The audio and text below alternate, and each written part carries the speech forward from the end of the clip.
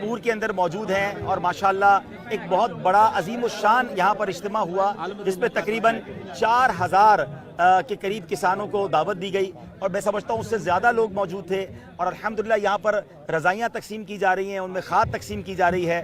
دعوت اسلامی کا ایک ویلفیئر کا ادارہ ہے فیضان ریلیف فاؤنڈیشن اور اس کے تحت الحمدللہ اب تک تقریباً 2.5 ارب روپے کی امداد کی جا چکی ہے، جس میں کیش رقوم ہے، جس میں ٹینٹس تھے، جس میں دوائیں تھیں، جس میں راشن تھا۔ مگر اب وقت آیا ہے کسانوں کو ایک بار اپنے پیروں پہ کھڑا کرنے کا، تو اس کے لیے ہم نے عزم کیا ہے۔ اب ہزاروں کی تعداد میں بیج اور کھاد تقسیم کیے جا رہے ہیں اور الحمدللہ اب ان کے گھر بنائے جا رہے ہیں۔ ہمارا ہدف ہے کہ 15,000 گھروں کی ہم نے تعمیر کرنی ہے اور 1 لاکھ ایکڑ فصل جو ہے اس کو آباد کرنا ہے۔ تو میں میڈیا کا شکریہ ادا کرتا ہوں کہ آپ یہاں تشریف لائے۔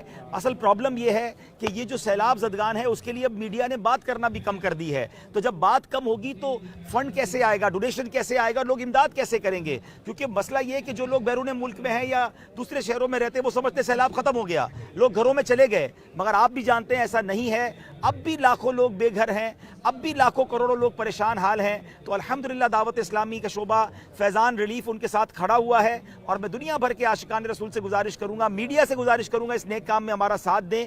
ہم انشاءاللہ آخری سیلاب زدہ، آخری افیکٹی تک ان کے ساتھ چلنے کی نیت رکھتے ہیں۔ آپ ہماری مدد کریں، اللہ پاک بھی ہماری مدد فرمائے۔ اور میں شکریہ ادا کرتا ہوں میڈیا کا، ہمارے سجادہ نشین صاحب کا اور شخصیات کا جو آج اجتماع میں آئے، ہمارے اس پروگرام کو رونق بخشی۔ المدینہ کاٹن مل والوں کا بہت شکریہ، کاٹن فیکٹری انڈسٹری جو ہے جنہوں نے یہ اپنی جگہ دی اور ماشاءاللہ اتنا بڑا اجتماع ہوا۔ ملک بلال صاحب کا بھی شکریہ، سب کا شکریہ میں ادا کرتا ہوں، بڑی مہربانی۔ السلام علیکم ورحمۃ اللہ وبرکاتہ۔ جی آصف بھائی موجود ہیں؟ آصف بھائی ذرا بتائیے گا، آپ آگے آ جائیں، آپ آگے آ جائیں۔